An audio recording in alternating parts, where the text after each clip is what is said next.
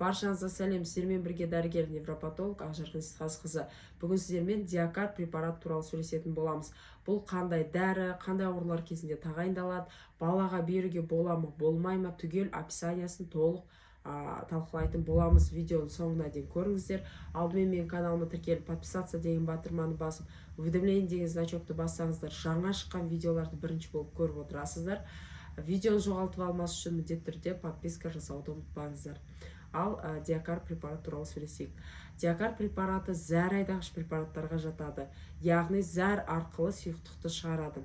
Сұйықтықты шығарғандықтан әртүрлі ісінулерге қарсы қолданылады.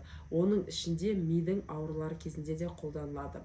Ол отек мозга дейді, яғни мидың тіндерінің ісінуі кезінде, эпилепсия ауруының жаңағыдай асқынған түрлерінде, және де бас-сүйек ішілік қысымның жоғарылауы кезінде тағайындалады. Гидроцефалия диагнозы кезінде, егер гидроцефалия диагнозында шунтирование жасалған болатын болса, поддерживающее лечение ретінде тоже тағайындалады.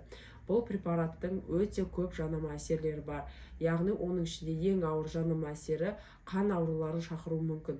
Оның ішінде тромбоциттердің төмен түсіп кетуі мүмкін, немесе апластическая анемия дейді, яғни ауыр түрлі анемия дамуы мүмкін, және де әртүрлі анафилаксикалық реакциялар дамуы мүмкін, және де жаңағыдай аппетит төмендеуі мүмкін, шөлдеуі мүмкін, бас ауру, бас айналу, құлақ шуылдау сияқты көптеген жанама әсерлері бар.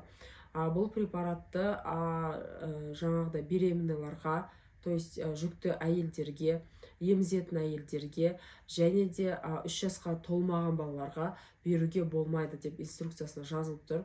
Сондықтан 3 жасқа дейінгі балаларға бұл дәріні тағайындайтын болса, дәрігердің жауапкершілігі мен ата-ананың жауапкершілігі арқылы ғана тағайындауға болады. Және де бұл дәріні ХПН, яғни хроническая почечная недостаточность дейді, яғни бүйрек пен бауыр жетіспеушілігі кезінде тоже беруге болмайды. Енді мені постоянно көретін подписчиктер болатын болса, олар біледі. Препаратты біз сайт арқылы тексереміз. Сіздерге ссылкасын тастап кетеміз. MedIQ деген сайтқа кіреміз. Бұл сайтта біз препарат действительно көмектесе ма, көмектеспей ма, доказательный базасы бар ма, жоқ па, сол туралы көреміз. Мына диакар препаратын тердім, MedIQ сайтына кірдім. Бұл жерде жасылмен белгіленіп тұр.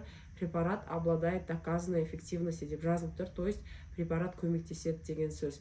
Бірақ жаңағыдай өте көп побочка болғандықтан барлық ауруларға оңды-солды беруге болмайды. Только по показаниям.